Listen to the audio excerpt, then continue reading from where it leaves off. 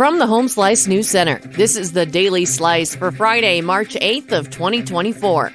I'm Amy Rose, and this is what's going on.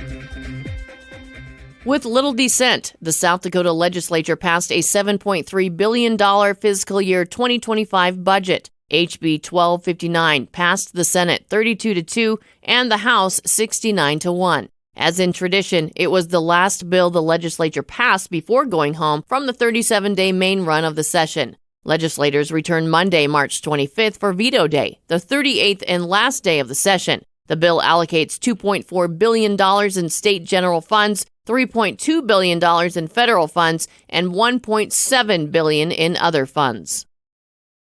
Yesterday, Governor Kristi Noem signed SB 50 into law, which funds the women's prison in Rapid City. The governor says, "We are saving taxpayer dollars by avoiding future debt and funding this important project now." She says the new facility will provide important rehabilitation programming and resources that we aren't able to provide in our current facility. And she was glad that the legislator did the fiscally conservative thing and set the money aside for it now.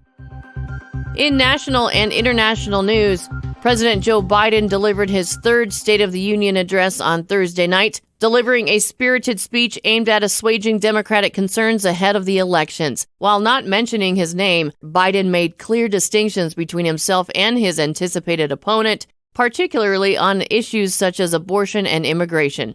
Emphasizing populist ideals, he advocates for increasing tax rates on the affluent and corporations while reducing prescription medication costs, aligning with Democratic priorities. Amid ongoing conflicts like the Russia-Ukraine war and violence in Gaza, Biden reaffirmed his vision of American global leadership and acknowledged calls for increased humanitarian aid. The United States and the United Kingdom are devising novel strategies to provide humanitarian assistance to the beleaguered Gaza Strip. In his State of the Union address, President Biden unveiled plans to establish a temporary port along the Gaza coast to facilitate the efficient distribution of crucial supplies. Following suit, British Foreign Secretary David Cameron announced the UK's collaboration with the US in creating an emergency maritime corridor. Severe Israeli restrictions on aid entry into Gaza have depleted essential resources for Palestinians, leading to dire consequences such as famine, dehydration, and fatal illnesses. Meanwhile, the Israeli military refutes claims of firing upon a Gaza City food distribution site last week, asserting that troops targeted a number of suspects in the vicinity. However, Gaza's health ministry reported a death toll of at least 118 Palestinians in the incident, sparking widespread condemnation.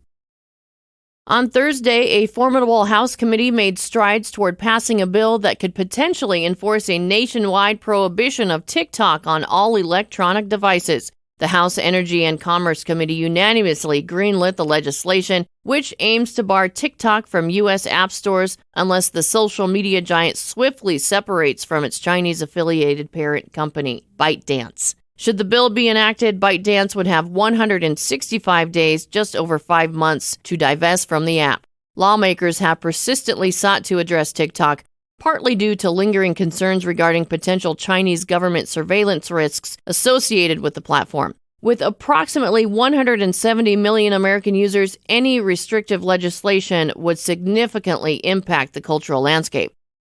Your weather forecast from the Home Slice Weather Center: today sunny with a high of 46, overnight clear, low 21. That was your Daily Slice for Friday, March 8th of 2024.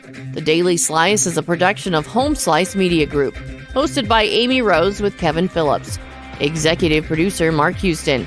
Engineered by Chris Jacquez. I'm Amy Rose. Have a great day.